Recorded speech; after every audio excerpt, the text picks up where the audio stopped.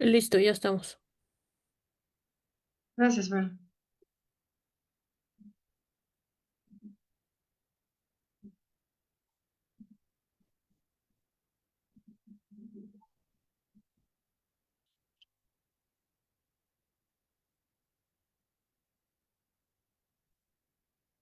Muy buenas noches. Los saludamos desde las oficinas del Geoparque Mundial de la UNESCO Comarca Minera en Huasca de Ocampo, Hidalgo, México. Saludamos a los guardianes del Geoparque de Mineral del Chico, de Omitlán de Juárez, de Huasca de Ocampo, de Singilucan, quienes se están capacitando en diversos temas que trabajamos en el Geoparque, pero que también tienen que ver directamente con los objetivos del desarrollo sostenible de la ONU. Y ahorita tenemos estamos ya desde abril, iniciamos este seminario virtual de guardianes del Geoparque en el que se tratan diversos temas del patrimonio geológico, natural y cultural.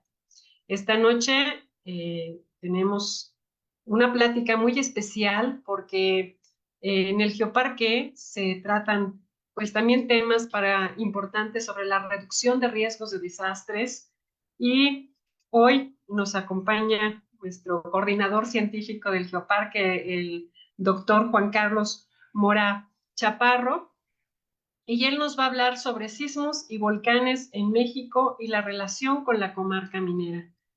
Siempre hay dudas sobre estos temas y qué mejor que tenemos a un especialista en riesgos, como es el doctor Juan Carlos. Y también en la página de Facebook puse ahí un link para los que nos están viendo en Facebook Live, puse un link en donde hay un material que pueden bajar, que tiene que ver con la plática de hoy, por si quieren ir tomando apuntes, traten de entrar a ese link para que tengan el material y ir junto acompañando a la plática que nos va a dar hoy el doctor Juan Carlos.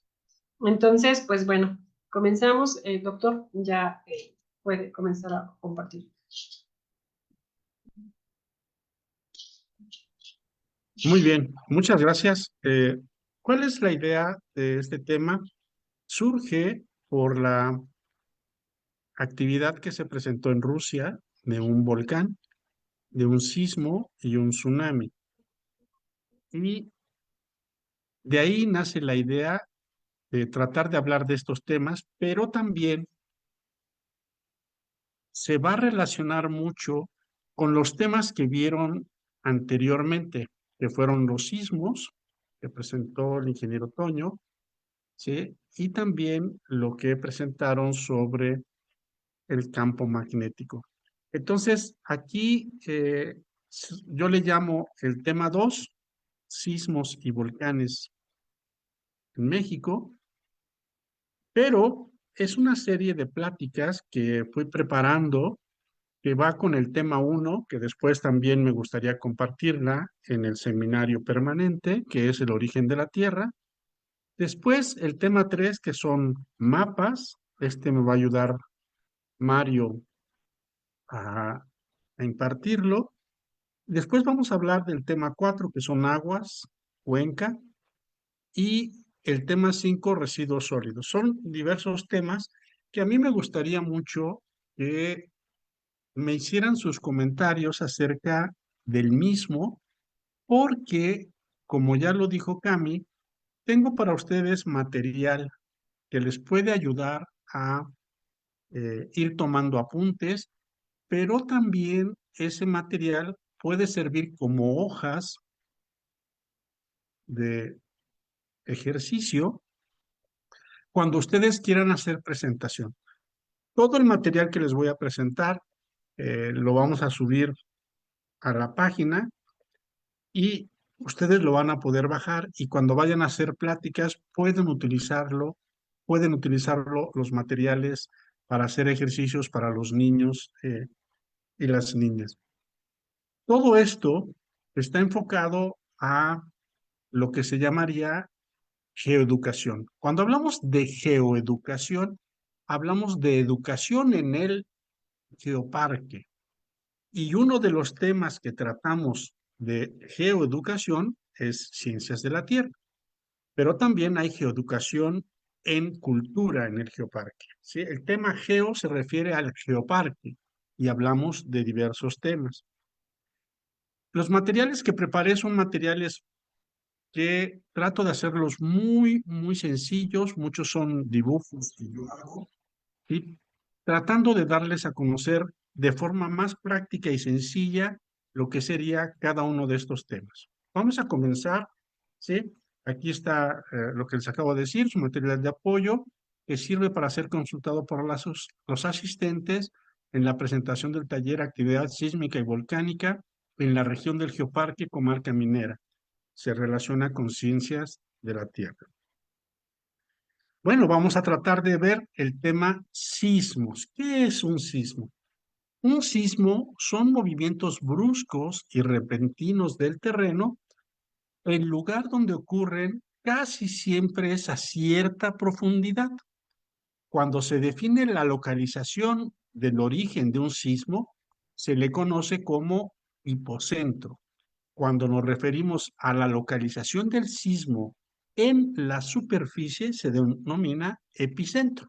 Y esta es una pequeña imagen donde podemos ver cómo cuando ocurre un sismo a la profundidad, se le llama el hipocentro, y cuando este sismo, por el paso de las ondas sísmicas, se refleja en la superficie, aquí se le llama el epicentro. ¿Qué quiere decir? Cuando ustedes escuchan sismo en Rusia, sismo en México, en Guerrero, entonces nos van a decir la ubicación a 15 kilómetros de el centro de Guerrero. Pues quiere decir que es la medición en superficie. Luego nos van a decir a 7 kilómetros, 30 kilómetros, ¿sí?, de profundidad. Entonces ya a los 30 kilómetros de profundidad nos están dando el hipocentro.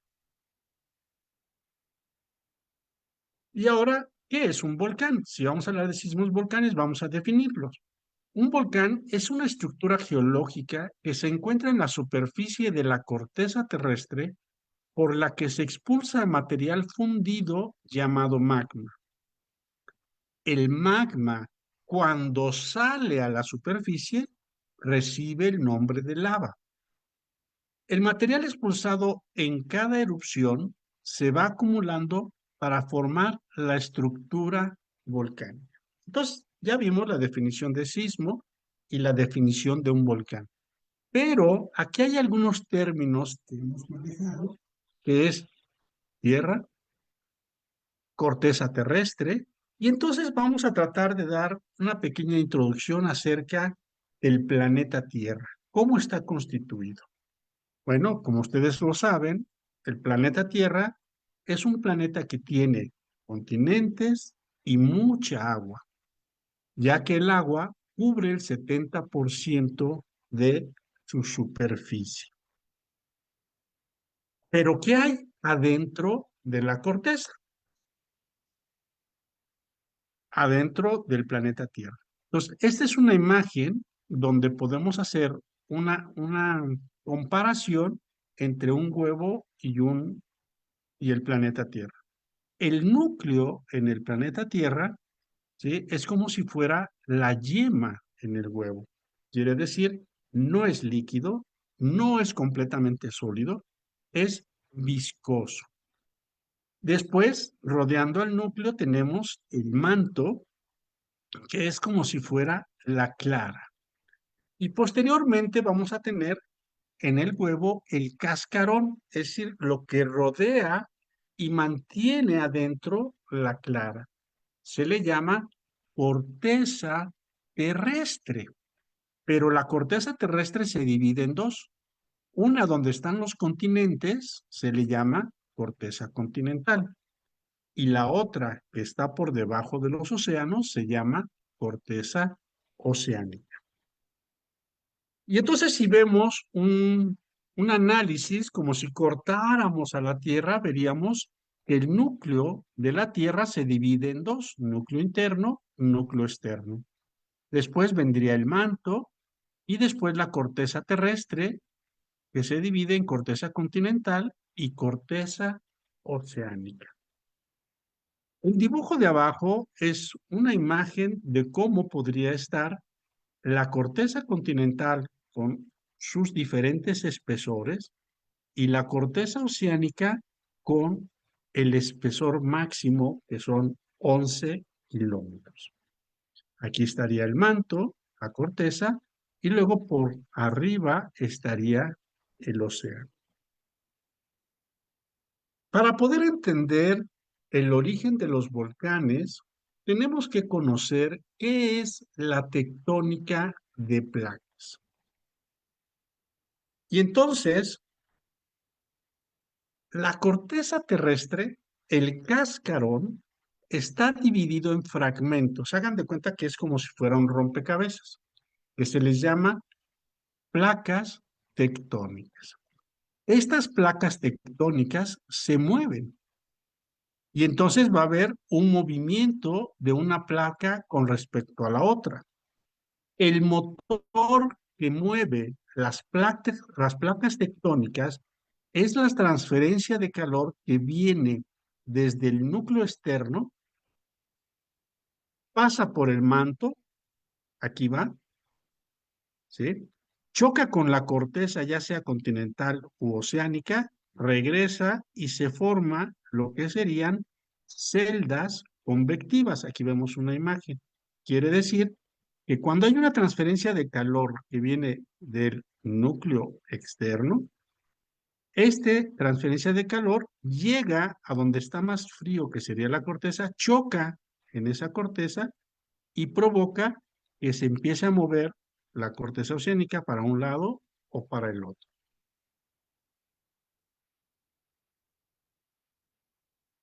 Cuando la celda convectiva sale y choca y comienza a hacer que se mueva para un lado y para otro, crea un vacío por el cual sale el magma y se va acumulando. A, este, a esta zona se le llama divergente o separación de piso oceánico, pero también se le llama límite divergente. Y entonces, al salir el magma, se forma nuevo piso oceánico y llega a formar estructuras volcánicas submarinas que se les llama dorsales oceánicas. El otro límite que existe es cuando una placa choca con respecto a otra. Aquí vamos a ver que hay una placa que tiene corteza oceánica, choca con una placa que tiene corteza continental y estas dos, ¿sí?, se le llama convergente, que choca. Si tratáramos de ver la Tierra en esta imagen, veríamos cómo hay una zona de divergencia, una placa se mueve para un lado, la otra para el otro, y acá hay otra zona de divergencia. Esta placa que está aquí está compuesta por corteza oceánica y placa continental y chocan en este sentido. El límite transformante es cuando se mueven de forma paralela. Lo vamos a ir viendo poco a poco.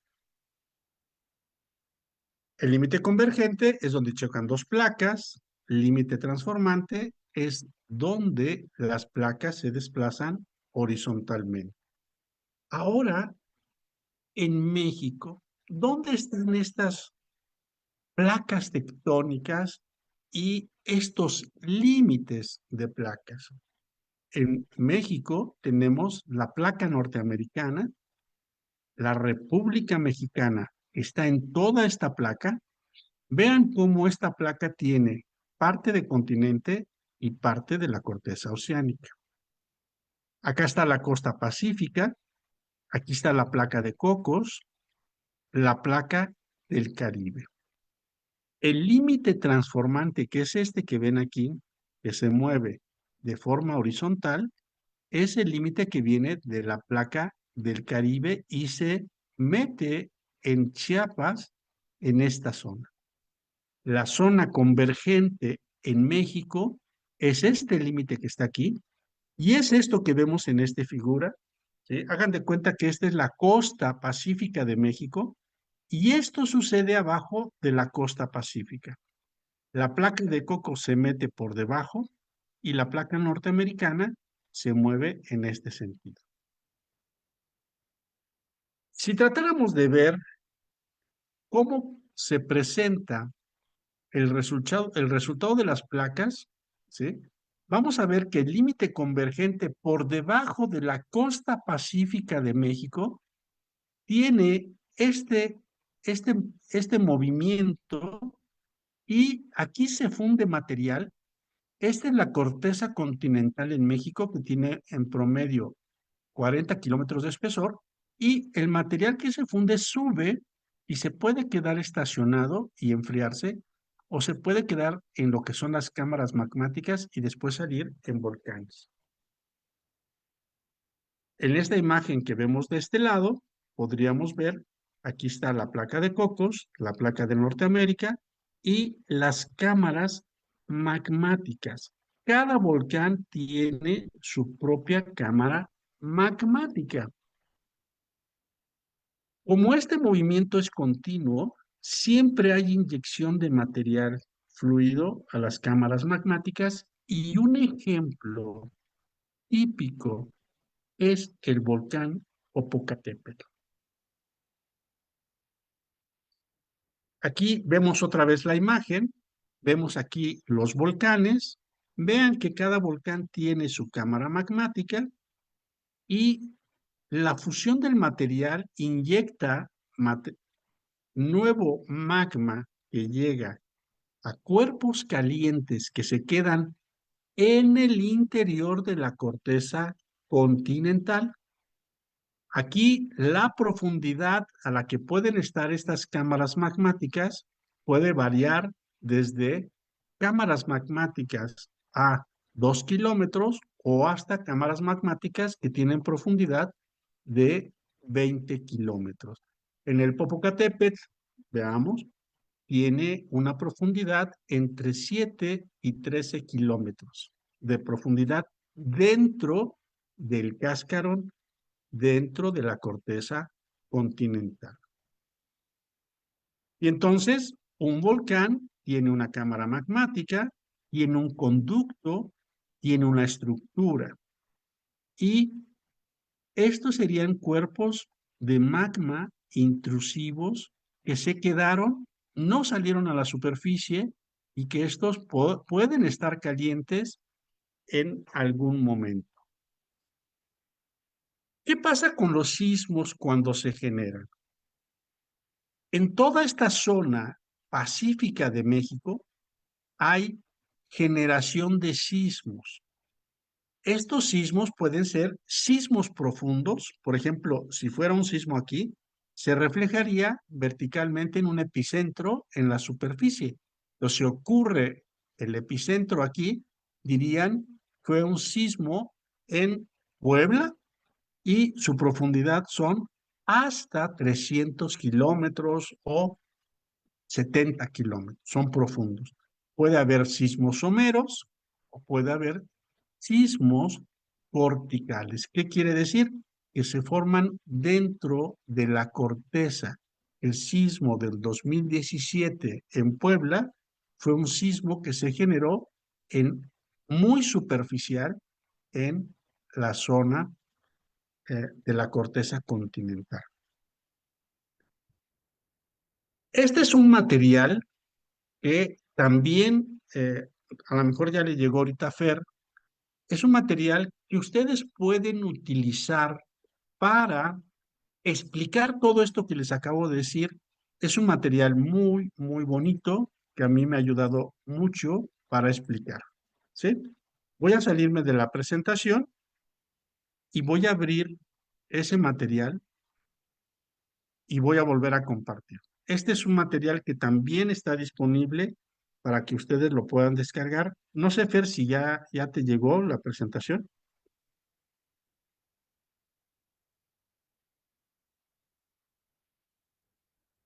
Bueno, creo que no está Fer. Ahí está. No, creo que no se va a oír. Permítanme tantito. Voy a volver a compartir.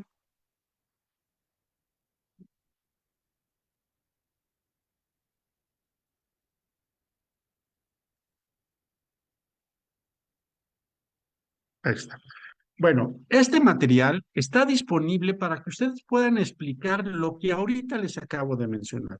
Estas son las placas tectónicas, la placa de Norteamérica, la placa del Caribe, la placa de Cocos.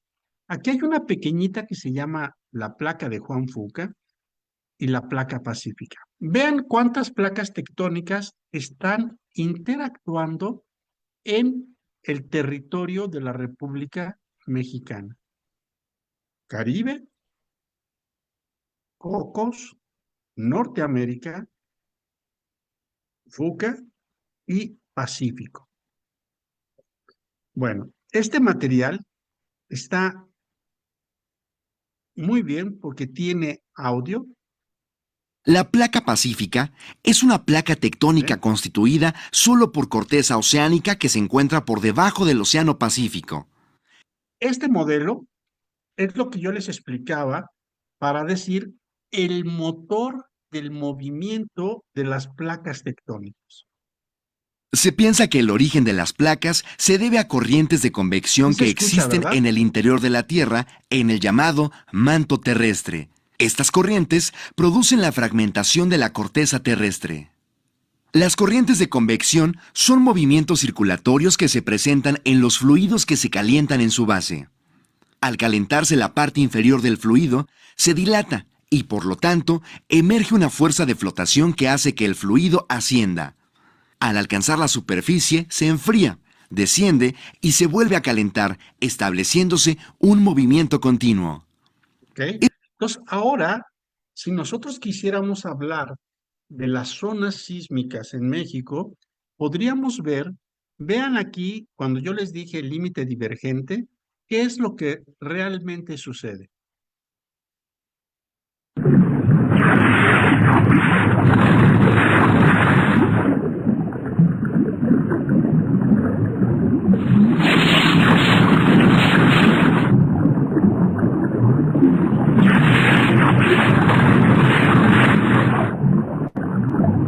Límite divergente o constructivo.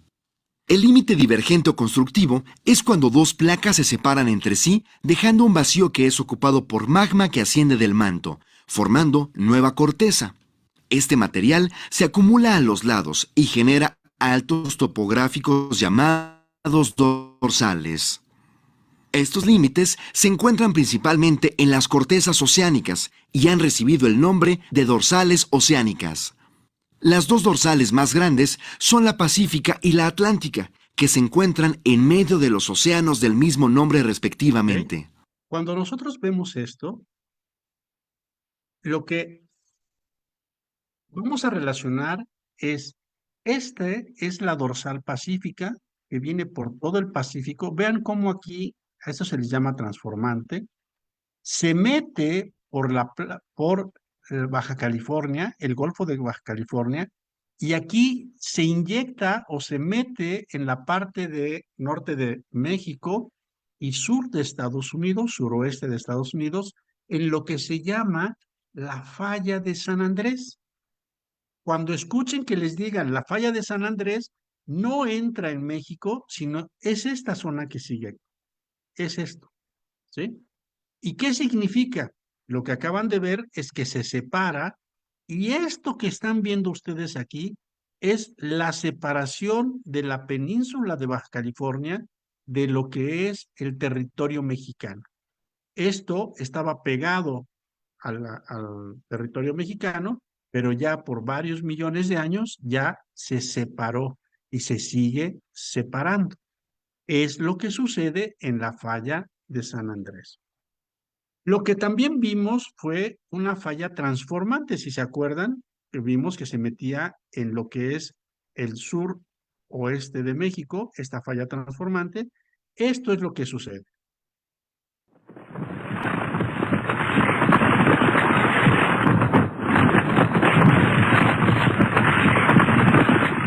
Límite transformante o conservativo.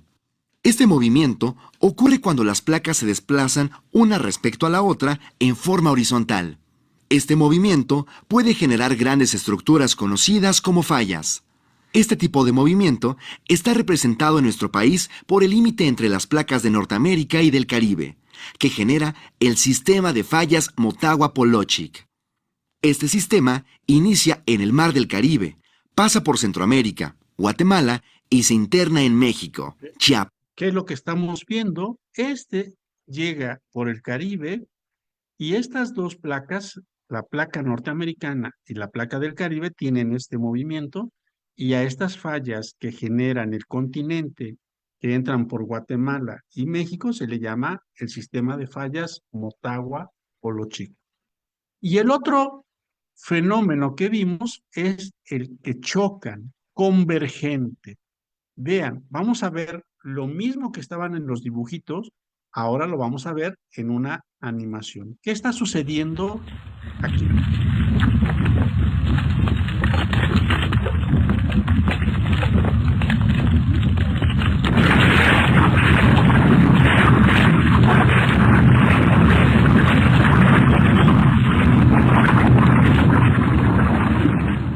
Límite convergente, corteza oceánica, corteza continental.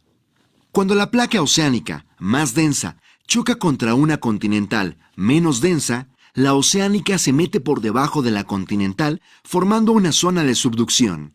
En la corteza continental se generan una serie de fallas y deformaciones por donde sale material volcánico que al acumularse forman estructuras volcánicas.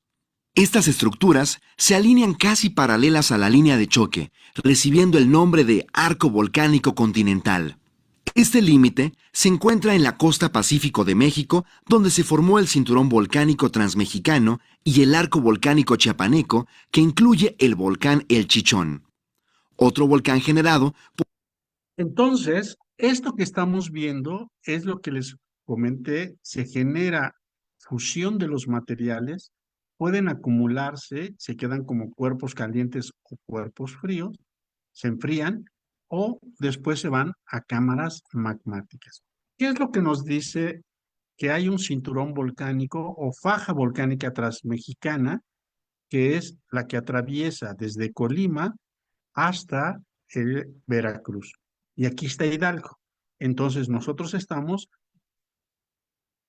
como productos volcánicos del cinturón volcánico mexicano o la faja volcánica transmexicana.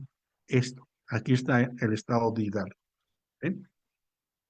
Y entonces ahora vamos a tratar de ver cómo se generan los volcanes en esta zona de subducción. Este es un ejemplo de este arco volcánico que bien es el mismo arco volcánico y su origen que les voy a mostrar del arco volcánico chiapaneco es el mismo origen de lo que está sucediendo aquí. Y traten de imaginarlo lo que sucedió hace varios millones de años por debajo de la corteza del estado de Hidalgo. Esto es lo que vamos a tratar de ver y lo vamos a ver en una animación.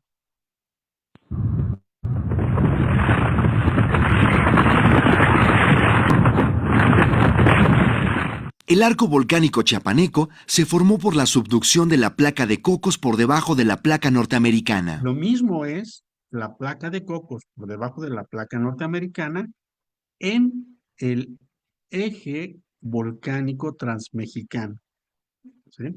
Y sobre todo la zona de Hidalgo. Esta subducción provocó cambios en las condiciones físicas, temperatura y presión, en las que se encontraban las rocas del manto y la corteza oceánica, lo que dio origen a su fusión y a la generación de magma.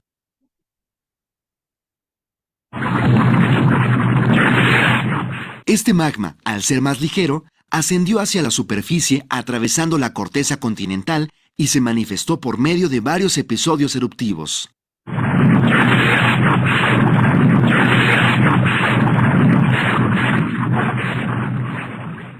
La acumulación de los materiales expulsados durante estos periodos formó diversas estructuras volcánicas alineadas.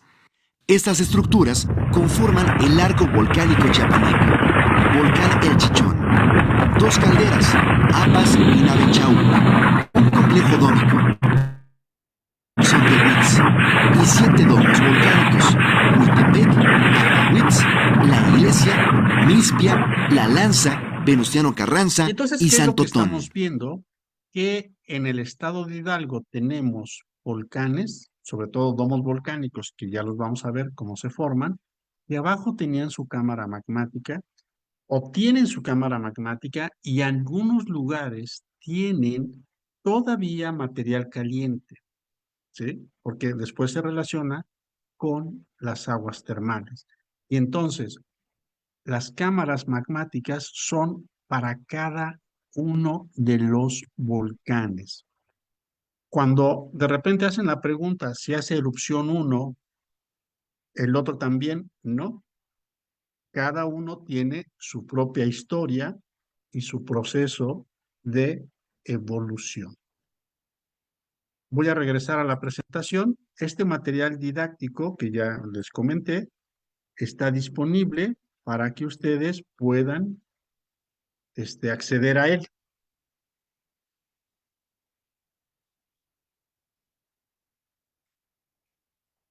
Luego, lo que vamos a ver ahora es, ya vimos el multimedia, vamos a ver qué sucedió en Japón. Y lo mismo podría suceder en México. Este es Japón y todo esto que ven aquí en rojo con el centro anaranjado se le llama el anillo de fuego. ¿Qué significa? Que en toda esta zona, lo que vimos en México fue choque de la placa oceánica con respecto a la placa continental. En todas estas zonas hay ese choque. Aquí hay choque entre dos placas oceánicas, ¿sí? Y aquí hay choque entre la placa oceánica y el continente o la isla de Japón. Quiere decir que también en México se puede llegar a presentar el mismo fenómeno. Pero ¿qué fue lo que vimos en Japón? Se presentó el sismo y después se presentó un tsunami. Esta es una animación para tratar de explicar qué es un tsunami. Aquí es la zona de choque. Cuando esta zona de choque se genera un sismo, el agua baja su nivel y entonces retrocede de la costa. Y entonces en la costa, aquí lo pusimos, que se pueden ver eh, fauna marina que queda al aire, porque el mar se aleja, porque aquí se bajó el nivel y al bajarse el nivel, ¿sí? Cuando se liberó el sismo, al bajarse el nivel, el agua ocupa el nivel que hubo aquí y luego, al volver a su posición normal, regresa y es cuando se presenta el tsunami. Y entonces puede llegar, depende de la profundidad del desplazamiento y del volumen de agua, que son volúmenes dentro del océano, muy grandes, se generan lo que serían los tsunamis en las costas. Y entonces, si se genera un tsunami en la costa de Japón, ese tsunami va a irse hacia la tierra adentro y también va a viajar por todo el océano hasta las costas del Pacífico, de Sudamérica, Centroamérica y Norteamérica, y también en Australia. En México se registraron unas olas de hasta 3 metros de alto, que fue este efecto del viaje de las ondas a través del océano. ¿Cómo puede ser el viaje de esas ondas? Si ustedes tienen una tinita con agua y la levantan o la bajan de un lado y luego la levantan, se empiezan a mover las ondas en el agua, ¿sí? Primero el agua va a retroceder cuando la bajan y después cuando la suben va a comenzar a caminar. Este ya lo vimos. Y en Rusia, perdón, fue el sismo en Rusia, perdón. En Rusia, ¿qué fue lo que hubo? Primero hubo el sismo, después hubo una reactivación de un volcán. ¿Qué quiere decir? Después de un sismo, ¿se puede reactivar un volcán? Sí. En algunas ocasiones, sí. No siempre que hay un sismo se reactiva un volcán. ¿Qué fue lo que pasó? Perdón, si era Rusia, ¿eh? ¿Qué fue lo que pasó en esta zona? Primero se hizo el sismo, después, ¿qué llegó a suceder? El tsunami y después llegó a suceder que afectó un volcán. ¿En México podría ocurrir? Sí, hay volcanes muy cerca de la costa y los sismos son en la costa, que podría ser la reactivación del Popo, la reactivación del volcán Tacaná o la reactivación del volcán de Colima. Quiero resaltar lo siguiente, no siempre que hay un sismo hay la reactivación de un volcán. Puede ser que las ondas sísmicas lleguen a la cámara magmática y sean capaces de producir una reactivación, pero no es siempre. Y bueno, por los volcanes en México tenemos alrededor de 3,000 volcanes.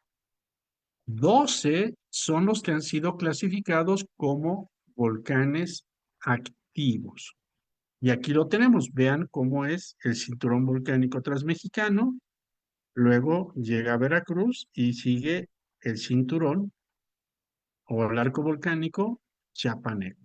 Y está aquí el Chichonal y el volcán Tacanó.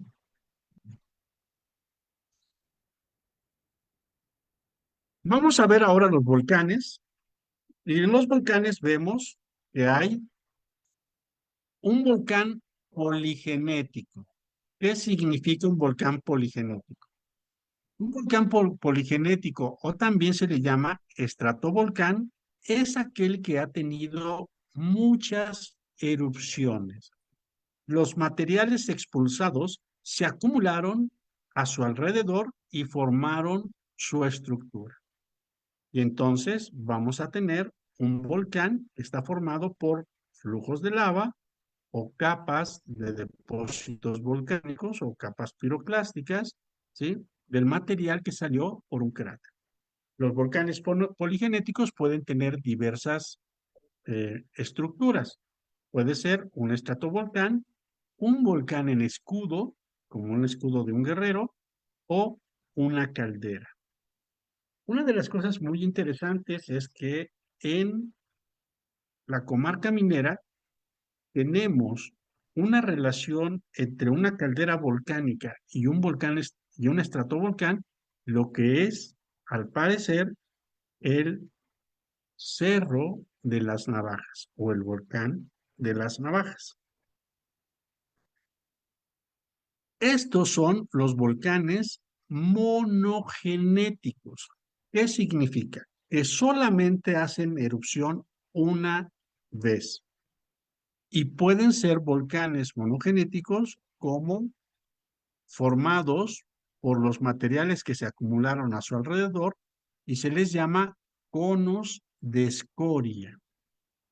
Otro volcán puede ser un cono de ceniza y el otro volcán puede ser un domo volcánico. ¿Qué significa? El cono de escoria es lo que conocemos todo como el Tezontle, o en Huasca de Ocampo está el Cerro del Tezontle. Quiere decir que hubo erupción explosiva que generó escoria que se acumuló alrededor y formó la estructura, volcán monogenético. O puede ser que solamente hizo erupción de ceniza y se acumuló el material alrededor y tenemos el cono de ceniza. Y el domo volcánico es cuando sale la lava es viscosa y se va acumulando y va creciendo, va creciendo y va creciendo y se le llama domo volcánico. Y entonces aquí vamos a tener que hay el grado de explosividad de un volcán. Por ejemplo, los volcanes de Hawái tienen una explosividad cero. Quiere decir que solamente es flujo de lava que se acumula y forma la estructura volcánica. Y las otras erupciones más potentes, por ejemplo, la 8 o la 7, es cuando hay mega explosiones, se forma una columna eruptiva, ¿sí? Y después salen sus depósitos y tenemos los intermedios en explosividad.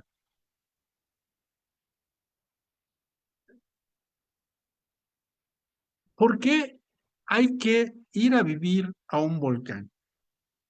Vamos a ver. ¿Por qué un volcán es un lugar atractivo para vivir? Los materiales expulsados por el volcán tienen la característica de ser muy permeables. Por lo tanto, encontramos una gran cantidad de agua corriente en ríos superficiales. Al mismo tiempo, este material es muy rico en elementos químicos, por lo que existen suelos muy fértiles, extensa vegetación y se encuentra una gran cantidad de materiales de construcción. El conjunto de todo ello genera un ambiente agradable y satisfactorio para el desarrollo de una intensa actividad económica y social alrededor de un volcán. ¿Sí? Entonces, como lo podemos ver en la comarca minera, era una zona de actividad volcánica y entonces ahí se generaron suelos fértiles, abundante agua, yacimientos minerales, materiales para construcción y abundante fauna. Y entonces eso hace que sea atractivo para ir a vivir en las zonas volcánicas. Pero, ¿cómo podemos monitorear a un volcán? ¿Cómo podemos saber si un volcán va a entrar en erupción? ¿Sí? Este ejemplo es lo que se hace en el volcán Popocatépetl.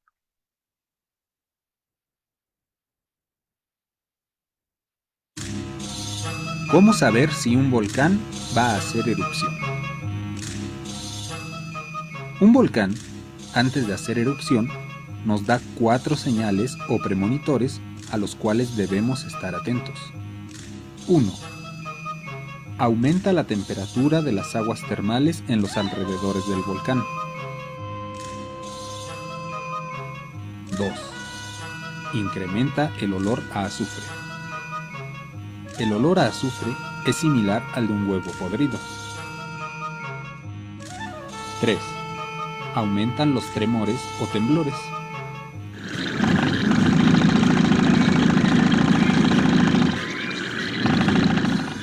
4.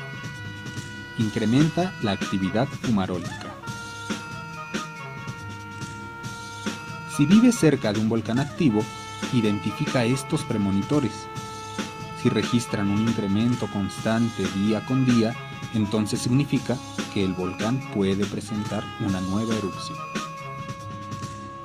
Como ustedes pueden ver, esto es lo que se puede explicar en la maqueta. Entonces, en alguna ocasión, platicando con Cami, yo le decía que se podría, que ustedes como guardianes del geoparque también utilizaran la maqueta y utilizaran estos materiales para explicarle a la población.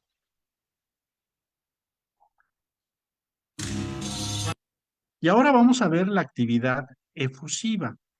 El magma asciende a la superficie, se acumula hasta llegar a formar una estructura de domo, que son estas, ¿sí? Y puede llegar a tener algunos cientos de metros de altura. Es decir, el magma es tan viscoso que se puede ir acumulando en forma vertical. La otra forma en la que sale un flujo de lava es como si fuera un río y se forman mesetas de lava, ¿sí? O también como su composición es basáltica, son mesetas de basaltos. Una meseta de basalto es cuando ustedes van en la carretera hacia Peña del Aire, después de prismas basálticos, y ven toda una zona plana, llegan a Peña del Aire y ven la capa, ¿sí? El espesor de la colada de lava, ¿sí? O de toda esa meseta plana. Entonces tenemos una actividad efusiva, genera flujos de lava y llega a formar mesetas de lava o mesetas de basalto, si sabemos la composición, o puede llegar domos. La explosividad es muy poca, más bien solamente la lava sale como un fluido. ¿Y cómo se forma un domo volcánico? En la región de la comarca minera predominan los domos volcánicos. Son los que forman los grandes cerros. Esta es una representación de cómo se forman los domos. Vamos a ver, paso 1, la lava sale, se va acumulando, se va acumulando,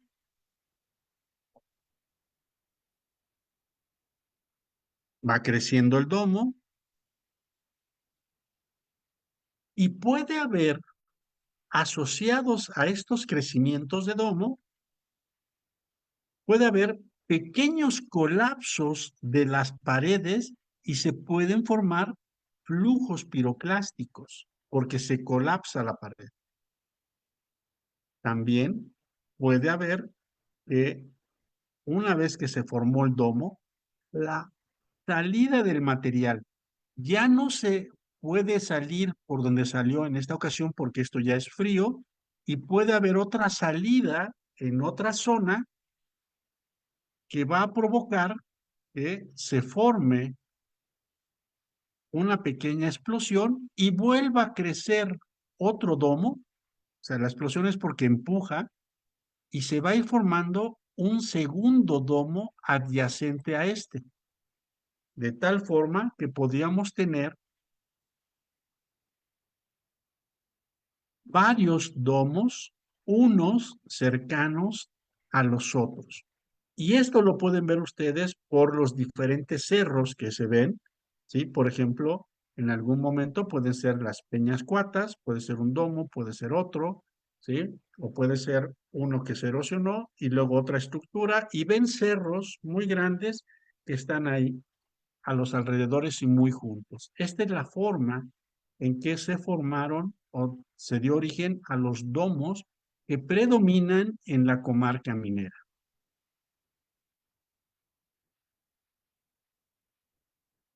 Y entonces, la maqueta del volcán es muy interesante porque tratamos de representar toda la actividad que se presenta en la zona volcánica activa o lo que se presentó en lo que era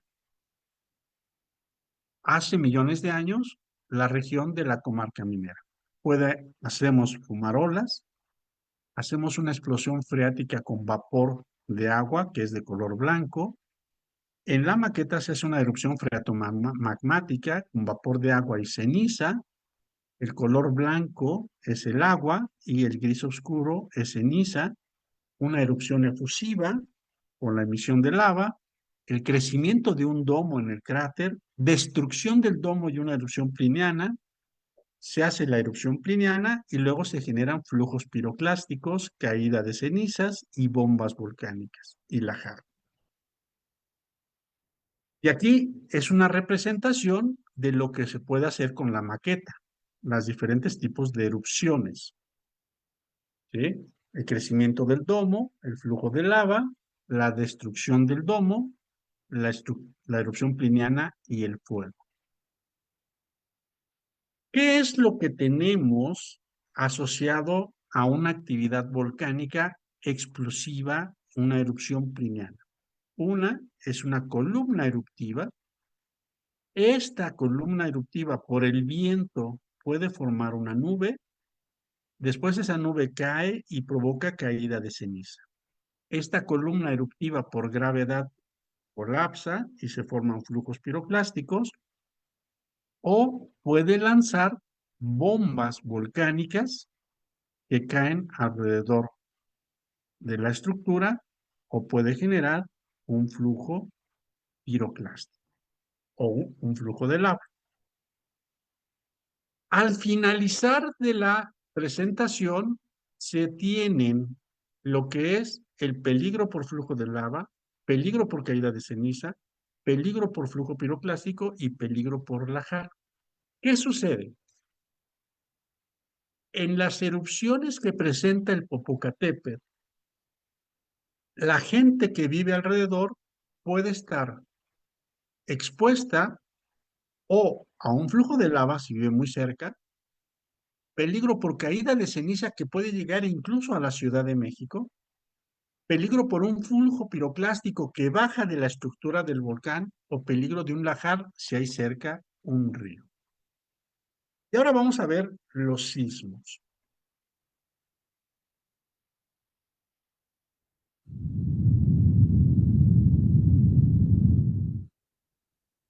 El movimiento que se produce en la superficie terrestre durante un terremoto se debe a una energía liberada a gran profundidad en el interior de la Tierra. Esta energía se transmite a la superficie a través de las llamadas ondas sísmicas. El estudio de los terremotos o sismos y de las ondas sísmicas se denomina sismología. Los terremotos se originan cuando las rocas situadas a gran profundidad se rompen de forma repentina como consecuencia de la presión a la que están sometidas o cuando se deslizan a lo largo de una falla.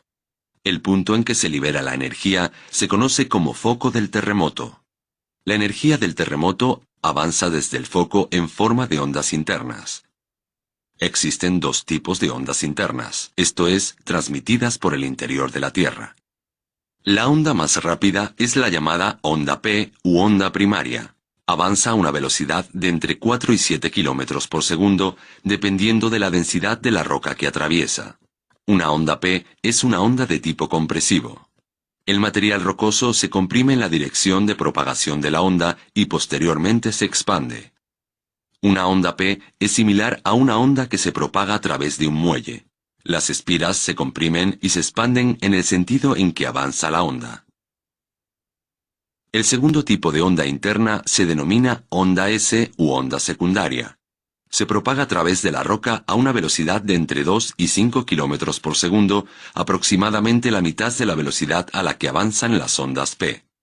Una onda S es una onda transversal. El material rocoso situado en su trayectoria sube y baja o se mueve lateralmente de forma perpendicular a la dirección de propagación de la onda. Una onda S es similar a una onda que se propaga a lo largo de una cuerda. La onda avanza por la cuerda moviendo una parte de la cuerda hacia arriba y luego hacia abajo.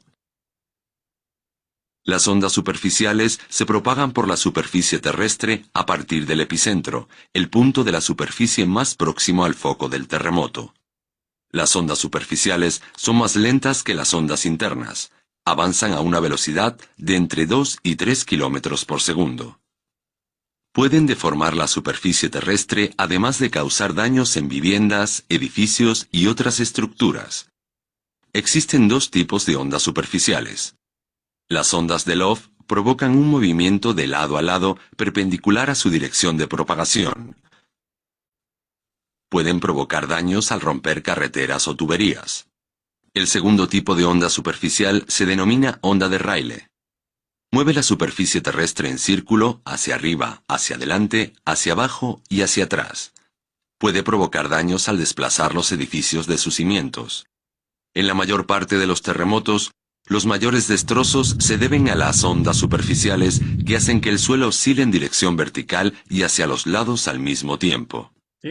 Entonces lo que ustedes están viendo es cómo se propagan las ondas, y a veces dicen que fue un sismo trepidatorio, oscilatorio.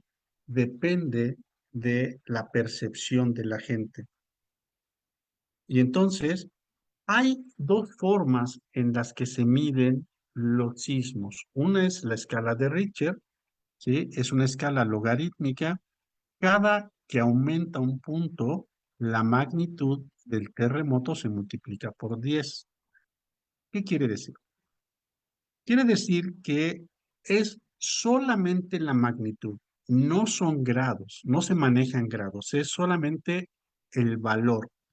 Sismo de 7, magnitud 7, sismo de magnitud 8, sismo de magnitud 9.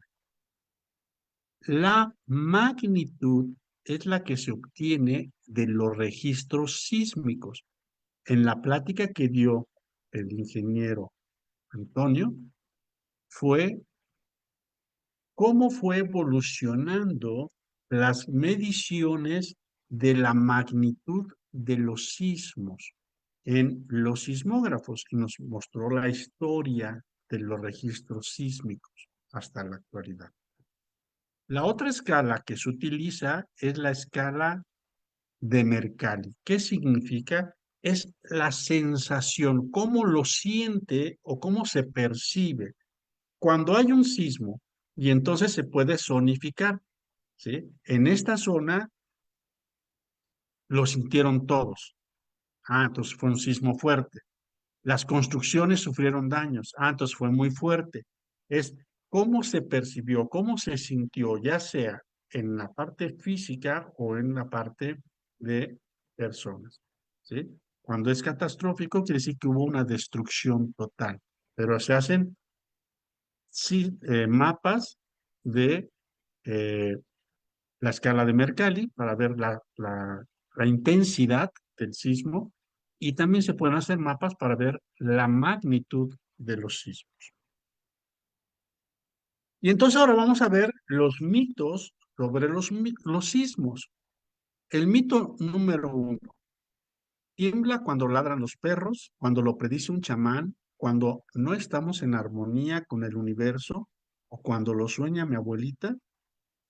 La realidad es que hasta el día de hoy no existe una herramienta científica que permita predecir cuándo va a ocurrir un sismo.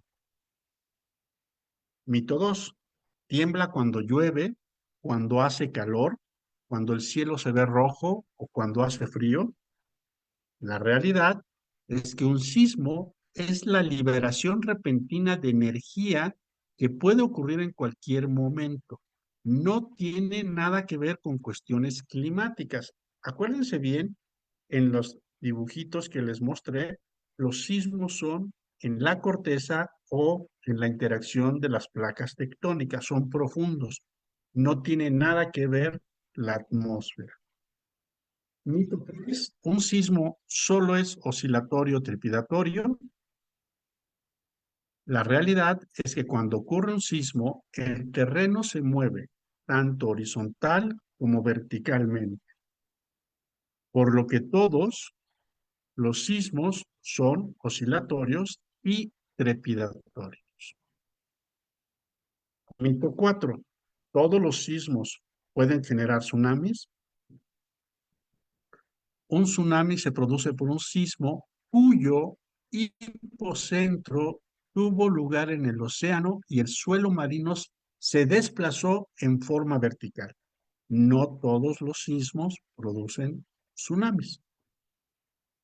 Mito 5. La ocurrencia de muchos sismos pequeños ayuda a que no ocurran sismos grandes. La energía que se libera en los sismos pequeños no es sustancial si se compara con la energía que se liberan los sismos de grandes magnitudes. Quiere decir que puede haber muchos sismos pequeños, pero puede estar acumulándose energía y después viene un sismo grande.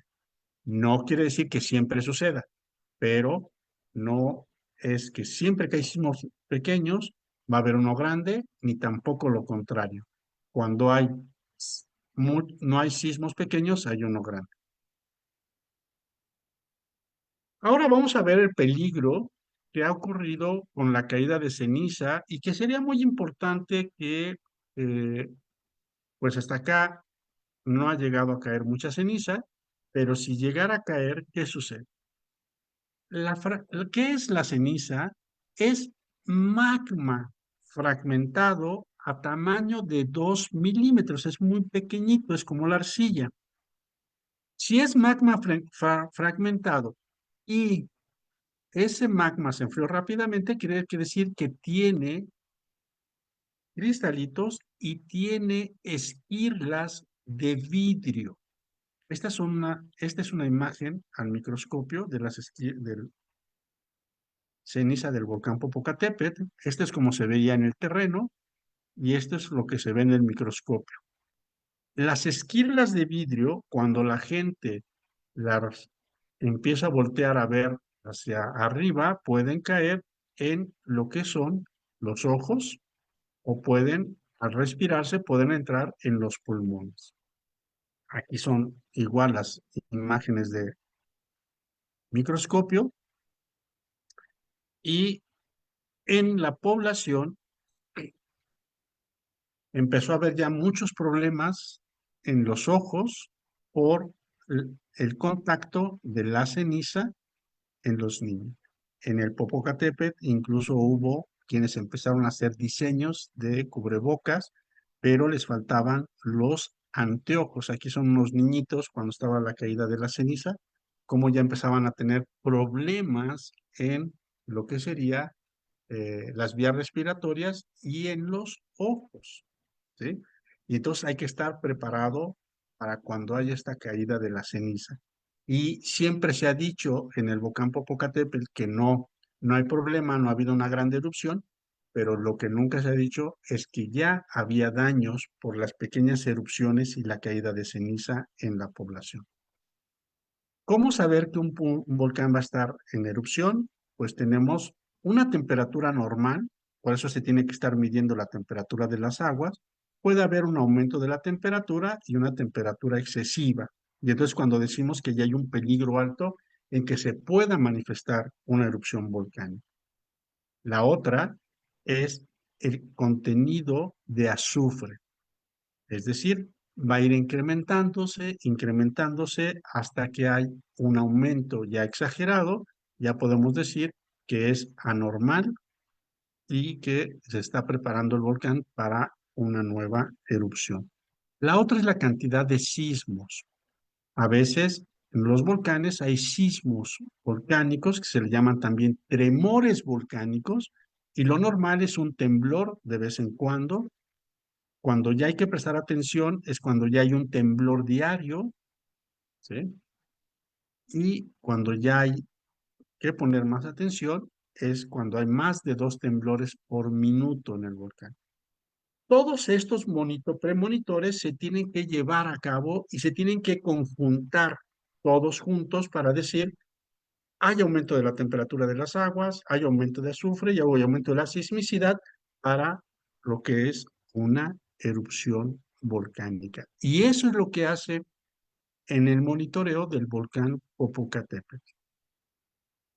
Y bueno, esto algunos de ustedes ya lo conocen y ya lo hablamos dentro de la presentación, los yacimientos minerales.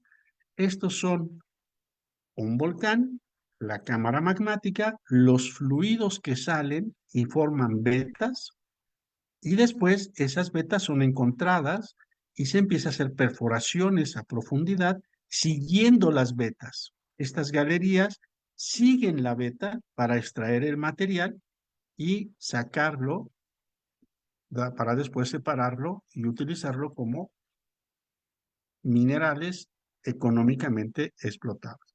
La formación de las aguas termales, como vimos en las imágenes, ¿sí?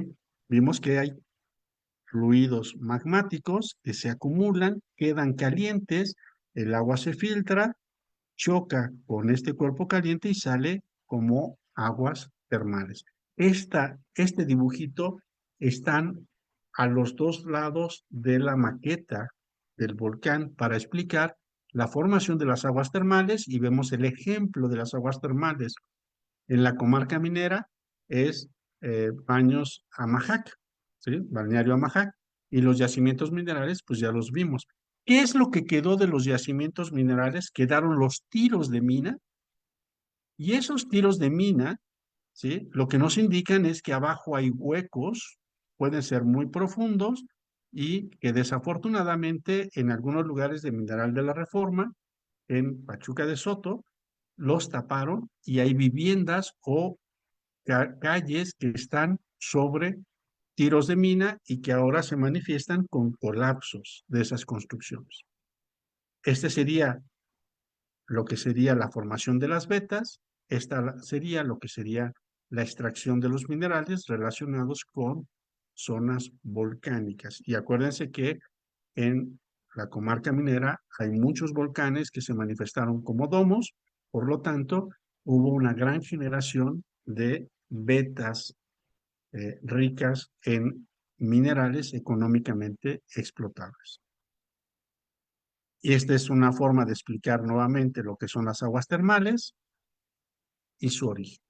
Bueno, este es el material que quería compartirles. ¿Sí?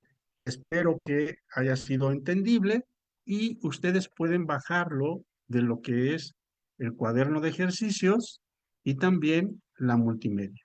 Muchas gracias. Gracias. Gracias, doctor. Jóvenes, ¿cómo vamos? Espero que ya haya quedado un poquito más claro que ahora mirar el paisaje de la comarca minera, pues no son simplemente montañas, sino que esos majestuosos cerros y montañas que vemos son el resultado de una intensa actividad volcánica de hace millones de años en nuestro territorio y, y lo comprendemos de una manera diferente. A ver, vengan las preguntas. Zenón, buenas noches. Viene la primera pregunta. Jorge. Más que pregunta, quisiera hacer un pequeño comentario.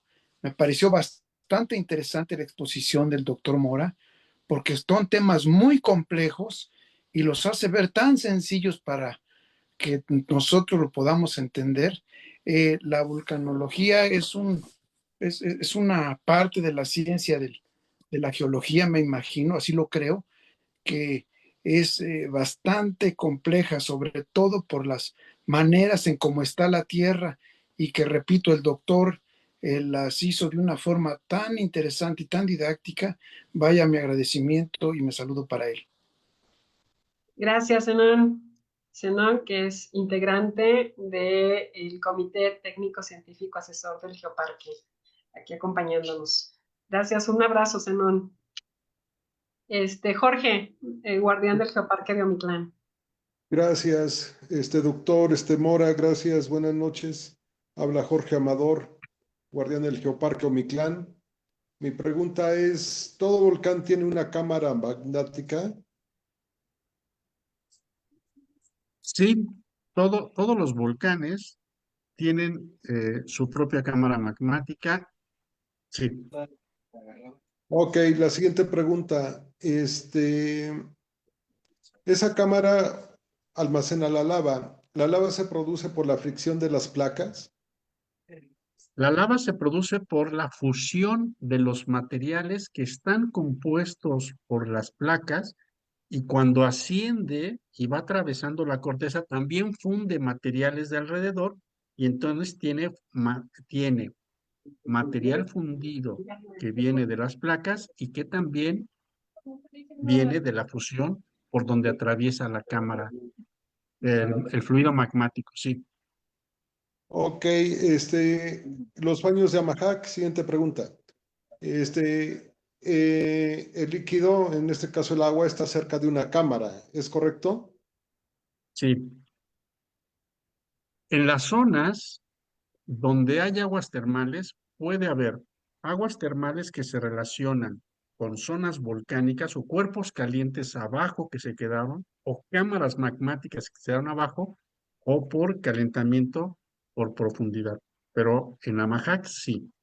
Y la relación es el contenido de azufre. Quiere decir que si el magma que está abajo tiene ciertos elementos químicos, dentro de ellos el azufre, cuando llega el agua que se filtró en el subsuelo, formó el manto acuífero, choca o pone en contacto con el cuerpo caliente, absorbe el agua o viene el agua con ciertos componentes químicos que trae de ese cuerpo caliente, que uno de ellos es azufre. Siguiente, ahí en Amajac el agua hay periodos que está muy caliente y hay periodos que está muy tibia. ¿Aquí con qué se correlaciona? ¿Con las erupciones de qué volcán o con qué, doctor? Cuando las variaciones en la temperatura del agua se puede dar por la cantidad de agua. Esto voy a ponerlo en este sentido. Si tú tienes algo que calienta el agua y hay poca agua, pues el agua va a calentar mucho porque es poca. Pero si hay más agua y el cuerpo sigue siendo el mismo, entonces quiere decir que va a calentar menos porque hay más agua. No sé si me di a entender. Sí, Ok. Entonces, esa relación puede ver que la que tú dices que a veces puede enfriar o puede aumentar, puede variar la temperatura en Amajac, pero se va a comportar en un cierto, que va a haber lugares que puede llegar a disminuir, sí. ¿Por qué? Porque el cuerpo se puede estar enfriando o puede haber menor cantidad de agua o puede haber mayor cantidad de agua y menor temperatura. Eso va a suceder. ok, sí, muchas gracias. Hay, por ejemplo, en Chinahuapan, ahí las aguas termales, cuando están muy calientes, sí se correlaciona con las erupciones del Popo. En Chimahuapan. Chinahuapan, Puebla. Sí, creo que puede ser, sí, no exactamente con la cámara magmática del Popo, porque en toda esa zona también hay muchos volcanes monogenéticos y en algún volcán monogenético puede estar caliente muy cercano a Chinahuapan, ese cuerpo caliente, ¿sí? Y entonces se puede relacionar. Todo depende de la distancia que hay del agua termal a la estructura volcánica. Muchas gracias, doctor. Muy amable, agradezco. Contrario. Gracias a Gracias, ti. Jorge. Doctor Junco. Hola, buenas noches, doctor. Muchas gracias por su plática. Estuvo muy interesante y me ha dejado muchísimas dudas. Una de ellas es las grandes rocas que encontramos aquí en el territorio del Geoparque. ¿Qué tipo de producción volcánica son? ¿Son domos? Todos los cerros, todos los cerros son estructuras dómicas.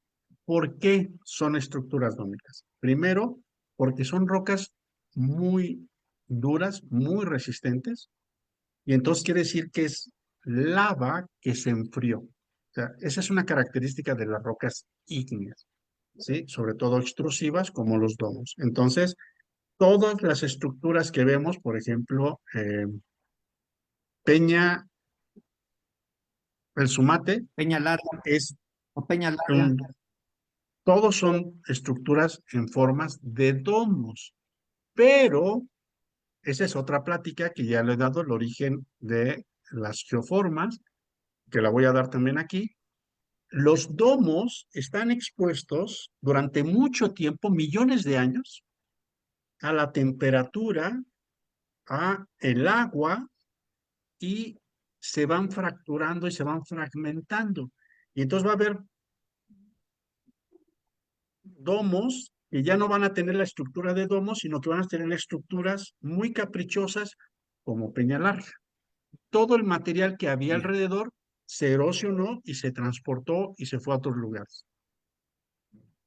Ok, muchas gracias. Dijiste que tenías muchas dudas, ¿fueron dos? No, bueno, esas son las más importantes. Ok, Gracias. muy bien. Gracias, doctor Junco. Memo. Hola, buenas noches, doctor. Es un gusto volver a saludarlo. Buenas Tengo noches. una duda que, bueno, ahorita ya al parecer el guardián del Geoparque, Ricardo Juárez, me la contestó principalmente, pero también quiero saber, el por qué muchas veces los registros de los sismos principalmente son en la mañana y en la tarde. Cuando son en la noche, solamente es como una pequeña sensación, no cuando ocurren en la mañana o en la tarde, que son, a veces puede ser de fuerte magnitud.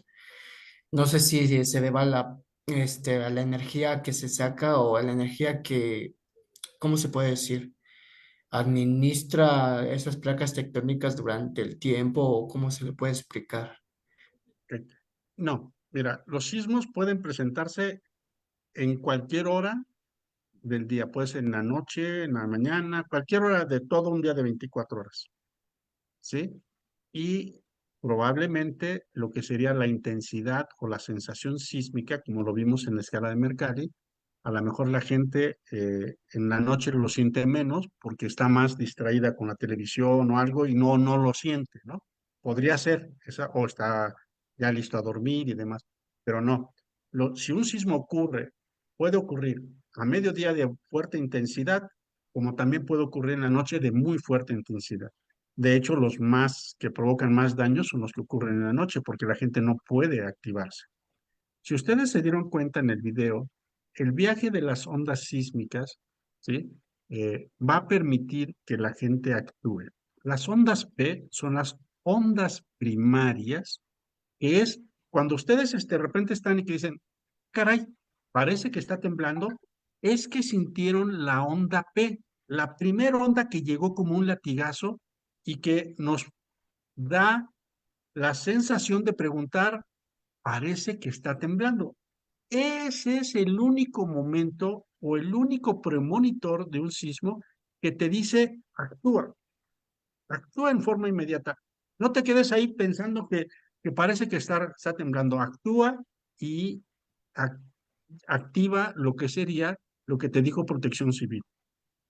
Anteriormente te decían, ¿sí?, que tienes que evacuar. Y todo el mundo decía, hay que salir, hay que salir, hay que salir. Y resultaba ser que a veces salían y se les caía el edificio de enfrente, ¿sí? ¿Qué significa? Como no sabemos el lugar en donde nos encontramos, no sabemos cómo está construido, la primera sensación que nos da es miedo y queremos salir.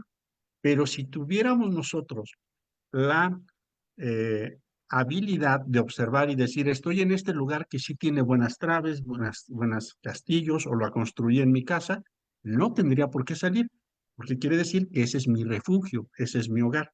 Pero como muchas cosas no lo sabemos, tratamos de salir. Y hay protocolos de cómo hacerlo.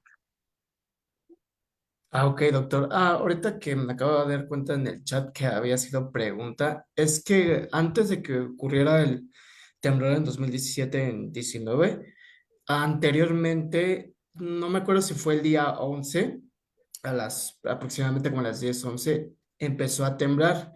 Y la verdad, estaba nada más yo con mi mamá y cuando salimos apreciamos luces. Entonces, me imagino que eso es principalmente originado por la energía que saca esas placas tectónicas. Sí, puede ser que haya liberación de iones, que en el choque con las partículas atmosféricas se produzcan luces, o también puede ser que durante un sismo en algún lugar haya un movimiento de los postes y haya un transformador, se formen otras luces. Pero a veces puede ser la relación de la ionización que se libera durante un sismo. Ok, doctor, para no espantarme, pensé que era el fin del mundo ese día. Muchas gracias. Vale, Memo, tenemos unas preguntas en el chat. Betsabe de Huasca dice, no tengo mucha señal, pero mi pregunta es, ¿por qué en Huasca se llegó a sentir el sismo del 2017? Pues mira, los sismos, Hidalgo es una zona sísmica, ¿sí? No es nada más de que los sismos ocurren en la costa. Ya hay ejemplos de sismos y lo que sucede es que no hay una gran actividad sísmica cortical en la superficie del estado de Hidalgo. ¿Qué sucede? Cuando se presenta el sismo, es un sismo poco profundo, creo que fueron 10 kilómetros de profundidad. Las ondas viajan y viajaron más lejos hasta llegar a la zona del estado de Hidalgo y se sintieron los sismos, ¿sí? Quiere decir, puede haber sismos que se generen aquí mismo y puede haber ondas sísmicas que viajen y pueden llegar acá. Sí, sí se sintieron. ¿Por qué? Porque viajaron las ondas sísmicas y estamos en una zona sísmicamente activa. Ok. Este, tenemos otra pregunta, dos preguntas de Ricardo, guardián de Huasca. Dice, ¿la energía liberada por los sismos puede ser apreciada en forma de luz? Esa es una. La segunda es, he escuchado de testigos de sismos que se escucha como un camión o algo parecido que se acerca. ¿Cómo se podría explicar? Sí, ya la pregunta era la que comentaba también el compañero, es decir, sí puede haber liberación de energía, pero principalmente son iones, que al choque con los iones atmosféricos se pueden desprender ciertos eh, destellos como si fueran luces. Sí, sí puede haber, se ha manejado. ¿Sí? ¿Cómo se escucha un sismo? Pues va a depender mucho de la sensación de la persona. Alguien podría decir que un sismo es como si chocaran dos cosas, ¿no? Dos cosas al mismo tiempo, pero también recuerden que el paso de la onda sísmica son ondas y que si yo tuviera un edificio o dos edificios arriba, en el paso de la onda van a chocar los edificios. Y entonces lo que yo puedo escuchar cuando estoy en algún lugar puede ser el paso de las ondas sísmicas, pero el ruido que hacen es el choque de las estructuras con las que están.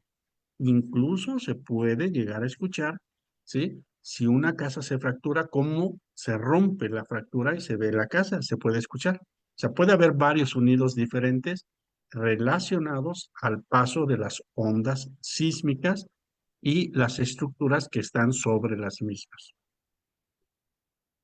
¿Alguna vez? Bueno, yo creo que fue en el sismo del 98, más o menos. Yo vivía en Puebla y recuerdo que eran como las 5 de la tarde, entonces estaba tomando una clase y yo escuché, todos escuchamos un ruido abajo de la tierra, ¿no? Como un motor.